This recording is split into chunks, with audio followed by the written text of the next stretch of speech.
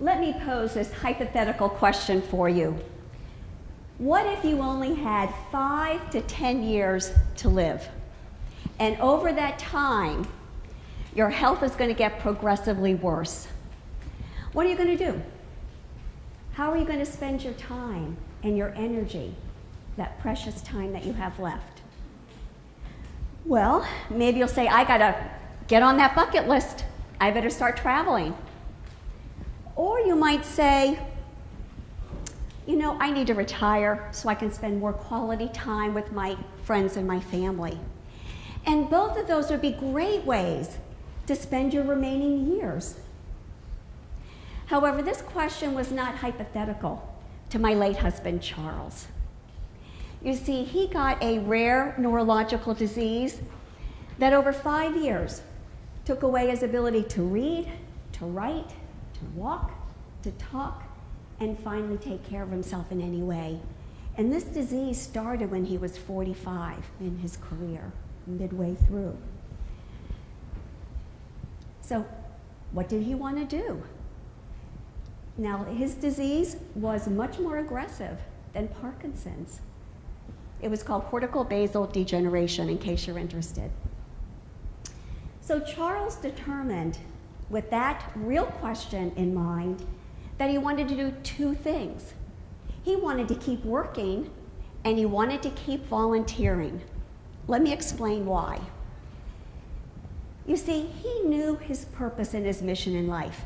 In fact, he wrote it down, and he memorized it, and he said it out loud to himself every day. And I'd like to share it with you.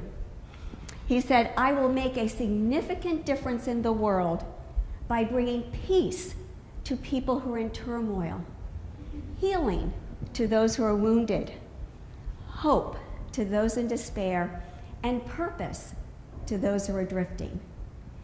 He really wanted to help people, support people, mentor people. So let's go back to that question. Why do you want to keep working?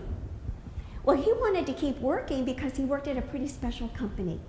It was called Webb Industries. It's out in Westboro, Massachusetts. It is an employee-owned company. It is people-centered. So Charles saw it as a laboratory to be able to help others and support and mentor people. And because it was employee-owned, he got to encourage people in knowing that they are owners. That gave him meaning. Now, why do you want to keep volunteering, you might be asking? Well, the organization that he worked for, that he volunteered for, was called the ESOP Association. Now that stands for the Employee Stock Ownership Plan Association. So this is the organization that encourages other companies to put in employee ownership programs. And so for Charles, that was a great way for him to encourage, through that organization, companies to do that. When he first started with the organization, they were all about the financial component, the logistical part of putting in these stock ownership plans. But Charles worked with the strategic planning committee there, and they decided that they wanted to expand their purpose and their mission to include the cultural part of employee ownership, which is valuing and respecting each employee as owners. So that's why Charles wanted to continue to volunteer there, because he found meaning in that. So let's explore this concept of meaning. Martin Seligman was already mentioned with his Learned Optimism book by Rita.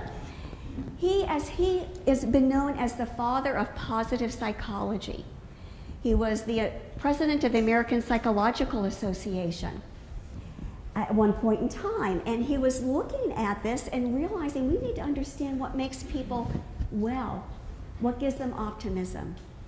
And one of the components, as he's looked at this over the last 10 to 15 years, is that meaning is one of the pieces that makes the best difference in finding positivity and optimism and purpose in your life.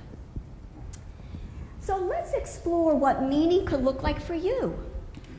And so I would encourage you to first think about writing your own mission statement. How many in here have written their own mission statement? Not the company's one, but your own personal mission statement. Not too many? See those people? Go check with them afterwards. I encourage you to do that. Now, here's what it's going to take to make that happen. First is think about what your core values are all about. Let me give you some examples, because sometimes that's nebulous. So it might be, your core values might be using your talent and skills or encouraging others to learn from you. It might be having fun or having and giving out humor. Now, I've remarried, and my husband Jim, this is his skill. He is great at bringing humor to life. It might be giving and receiving inspiration and appreciation. Or maybe it's having adventures. Maybe your core values are around spirituality or faith. Or maybe they're around wealth. Maybe you want to make enough money for retirement, or maybe to leave a legacy. Or maybe it's just good health. You want to be able to stay in good health so you can do the activities and things that you like to into old age. Now, I've given you a handout, and on that handout there are those and other core values, so you can begin to think about which ones ring true for you. What are your core values? Once you have your core values, then you can begin to craft and draft your mission statements. Now, I found a great formula for writing a mission statement, and it comes from Simon Sinek, and all you do is fill in the blanks, and you also have this on your handout. So what you fill out is, everything I do is to blank so that blank, and that's as easy as it is. So let me give you a couple of examples. Everything I do is to support the growth and self-esteem of others so that they can be their better selves. Here's another example you might relate to. Everything I do is to build strong family relationships so that my kids grow up with a great foundation for the world.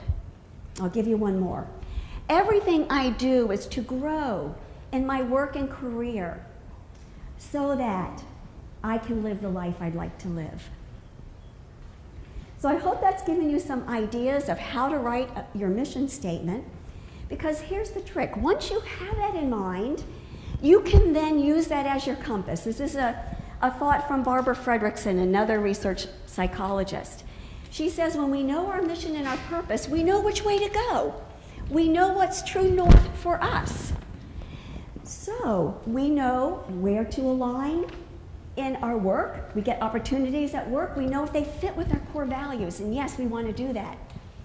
And it helps us figure out where to volunteer, because we'll look for what aligns with our core values and our mission statement.